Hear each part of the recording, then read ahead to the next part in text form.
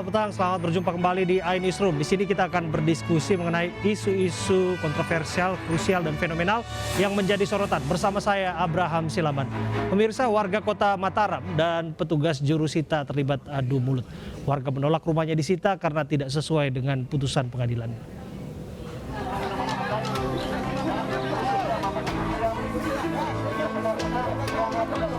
Adu mulut antara warga dan petugas eksekusi rumah terjadi di Jalan Timbanu, Karangdehek, Cakranegara, Kota Mataram, Nusa Tenggara Barat. Warga menolak eksekusi karena dinilai bertentangan dengan putusan dari Pengadilan Negeri Agama yang memenangkan dalam kasus sengketa rumah melawan Meihiko Lidawati. Warga pun melarang jurusita untuk membacakan surat putusan dari Ketua Pengadilan Negeri Mataram karena dinilai tidak adil.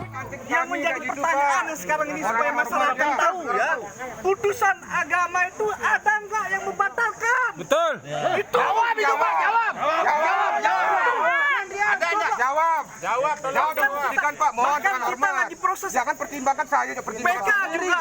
Bisa-bisa PK saja. belum dikirim oleh Bukan Pengadilan Negeri. pemerintah nih Pak. Kapan aja?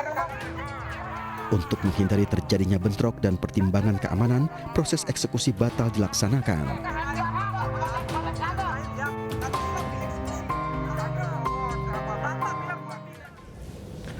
Dua kapal ikan di Tanjung Balai, Sumatera Utara ludes terbakar saat sedang dalam perawatan. Kerugian ditaksir mencapai miliaran rupiah.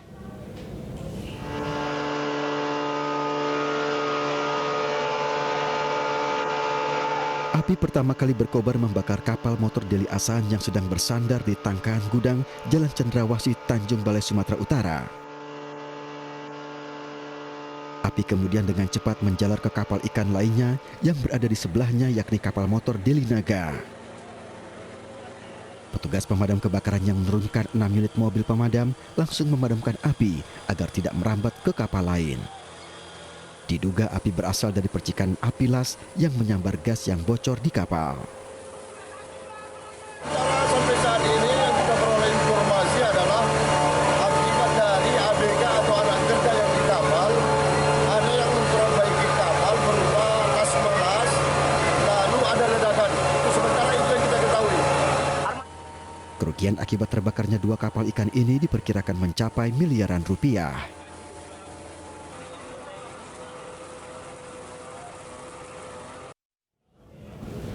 Berawal dari tantangan di media sosial, dua kelompok remaja tawuran dengan senjata tajam. Satu orang kritis terluka.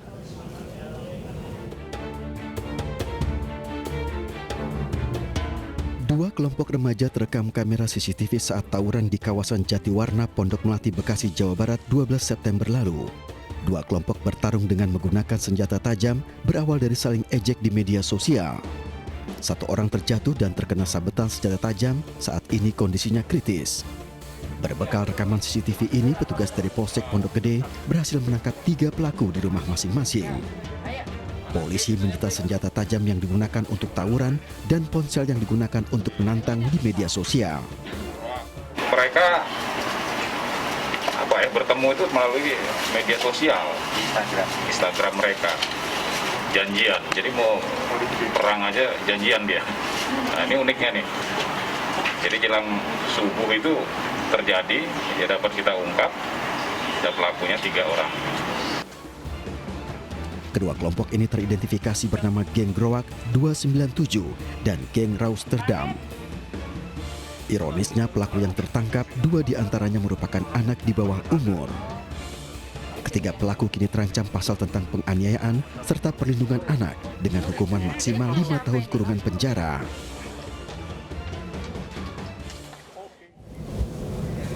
Kerajaan Angling Dharma di Pandeglang, Banten tengah ramai diperbincangkan warganet. Para sejarawan angkat bicara mengenai keberadaan kerajaan yang diakui masih berdiri hingga saat ini.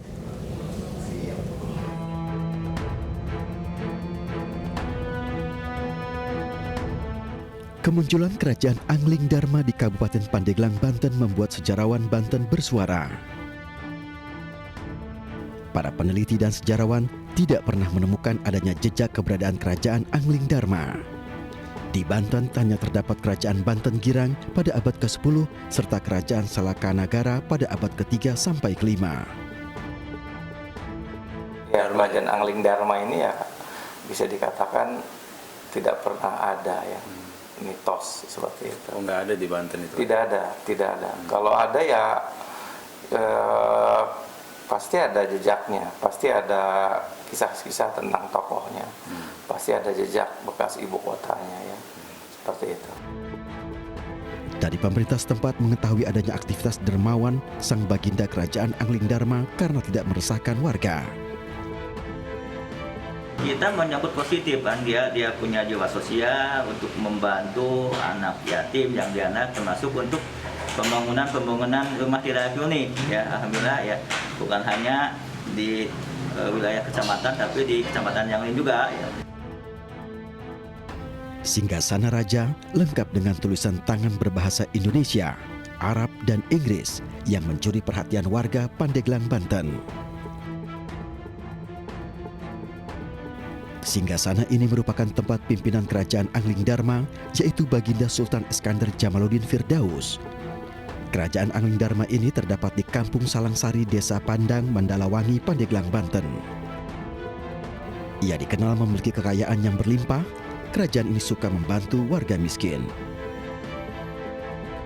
Menurut pengikutnya, silsilah Baginda sudah berlangsung cukup lama sebelum ia mengikuti raja tersebut. Selain itu, Baginda Sultan Iskandar Jamaluddin Firdaus dinilai memiliki ikatan atau keturunan kerajaan dan kesultanan di Indonesia.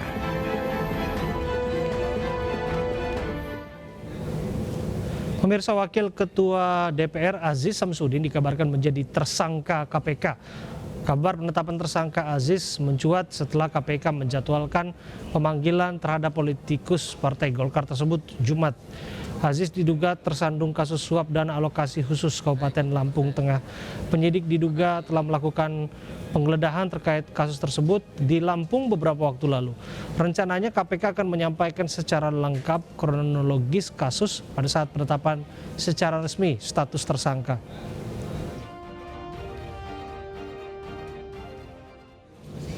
Ya, kita dalami informasi ini bersama dengan rekan kami yang melaporkan dari Gedung KPK Jakarta, Mahathir Mohamad. Mahathir, desas-desusnya semakin menguat. Bagaimana Anda menangkap sinyalemen bahwa Aziz Samsudin akan dijadikan tersangka?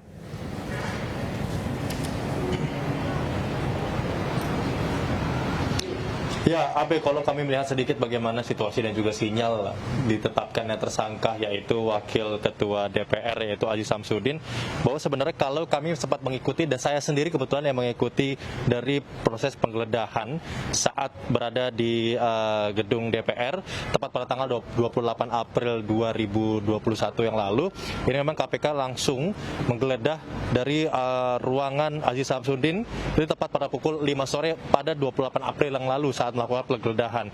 Saat proses penggeledahan sendiri pun ini Wakil Ketua Mahkamah Kehormatan Dewan, yaitu Ketua MKD DPR, yaitu Habibur Rahman, yang juga ditemui ini juga mendampingi proses penyidikan, sehingga memang dalam proses penyidikan ini sudah naik ke tahap penetapan status dari Aziz Samsudin, yaitu Wakil Ketua DPR, yaitu sudah ditetapkan sebagai tersangka dikarenakan memang Aziz Samsudin ini menurut pihak KPK ini memberikan uang sebesar kurang lebih 3 miliar atau 36.000 US dollar kepada AKP Robin dan seorang rekannya, itu sebagai pengacara atas nama Maskur Husain, yang sudah dilakukan pemeriksaan juga atau sudah diadil dalam perkara ini.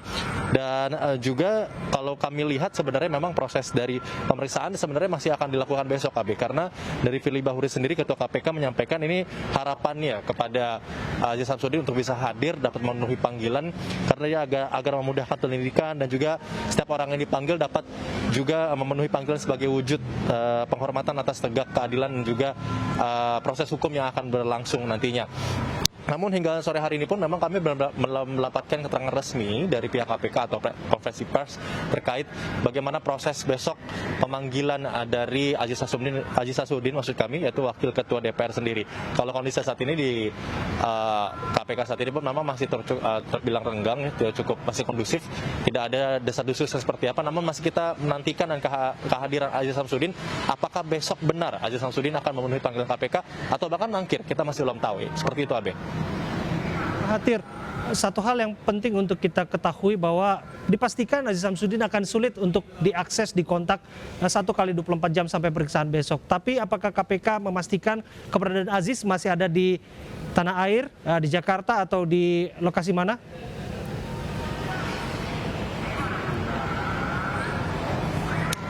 Ya, kalau kami mendapatkan informasi, ini memang bukan informasi resmi ya Abe, karena memang sekali lagi belum ada press conference, namun kami mendapatkan informasi bahwa kalau Aziz Samsudin saat ini memang masih berada di DKI Jakarta, dan kondisinya juga masih cukup sehat. Dan memang kalau memang dikatakan masih cukup sehat, berarti masih bisa dikatakan esok hari Aziz Samsudin ketua atau maksud kami wakil ketua DPR akan hadir di KPK tepat pada esok hari Jumat 20 September 2021.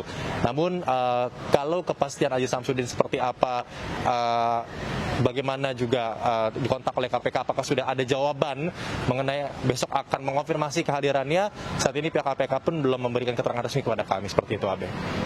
Waktu yang bisa menjawab, kita nantikan besok apakah Aziz akan kooperatif akan pemanggilan ini, dan jika tidak bagaimana upaya hukum yang dilakukan oleh penegak hukum di KPK. Terima kasih atas laporan Anda, Mahathir Muhammad dari gedung KPK.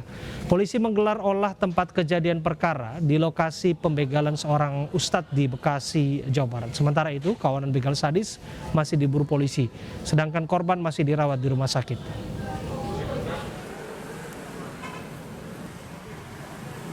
Tim identifikasi bersama tim Jatanras Polres Metro Bekasi Kota melakukan olah tempat kejadian perkara di Jalan Raya Mustika Sari, Bekasi, Jawa Barat. Polisi juga mengumpulkan barang bukti dan memeriksa sejumlah saksi. Sementara itu, pelaku begal sadis masih diburu polisi, sedangkan korban yang merupakan guru ngaji masih dirawat di rumah sakit. Beliau dari Bogor mau mengarah pulang Cikarang, namun di daerah Batakan Mustika Sari, bocah tersebut dibegal. Sekarang ini sudah melakukan pengecekan TKP, mencari saksi-saksi, serta bukti-bukti yang ada di wilayah TKP tersebut. Sebelumnya seorang ustaz menjadi korban begal Senin malam lalu. Korban dipepet dan diberhentikan pelaku, kemudian korban dibacok hingga terluka parah di bagian pinggang. Sepeda motor korban juga dibawa kabur. Tak lama kemudian korban dievakuasi warga sekitar menuju rumah sakit. Ya, kita dalami peristiwa ini bersama dengan Rahmat Hidayat, kontributor kami yang bertugas di Bekasi. Rahmat, selamat petang. Apa yang membuat polisi sampai saat ini belum bisa membekuk pelaku? Peristiwanya sudah hampir 1 kali 24 jam. Ya, Abraham. Sore, Abraham. Rahmat. Ya. Ya, apa yang menjadi kesulitan polisi untuk membekuk pelaku sementara peristiwanya kita ketahui sudah hampir 1 kali 24 jam? Ya, Abraham. Untuk saat ini pihak kepolisian sudah melakukan olah TKP di lokasi di mana Ustadz di Bekasi ini dibegal di Jalan Mustika Sari, Mustika Jaya, Kota Bekasi. Untuk kesulitan dari pihak kepolisian pun karena minimnya saksi-saksi serta kurangnya penerangan di jalan dan tidak adanya CCTV yang terdekat dari lokasi. Demikian, Abraham. Dan ini dilakukan secara berencana dan berkelompok? Ya, memang Abraham, untuk para pelaku yang terdiri dari diperkirakan lebih dari 4 orang ini diduga sudah melakukan perbuatan itu dengan secara acak, di mana siapapun yang akan melintas di jalan itu akan dilakukan penganiayaan. Begitu, Abraham. Oke, Rahmat, bagaimana profil korban? Ya, untuk korban sendiri merupakan salah satu guru ngaji atau ustadz yang ada di wilayah Kabupaten Bekasi, tepatnya di Desa Gandasari, Cikarang Barat. Untuk korban sendiri telah mengalami luka di bagian punggung, pinggang dan serta tangan dan harus mendapatkan jahitan sekitar 50 lebih. Untuk saat ini korban pun sudah berangsur-angsur membaik, namun korban belum bisa beraktivitas kembali. Begitu, Abraham. Ya, kita berharap kondisi korban membaik dan siapapun yang bertanggung jawab di balik ini akan segera ditangkap untuk mempertanggungjawabkan perbuatannya di mata hukum. Terima kasih, Rahmat Hidayat. Kemunculan grup lawak Warkopi yang disebut mirip trio Dono, Kasino, Indro menuai polemik di tengah masyarakat. Kami hadirkan pembahasannya usai jeda.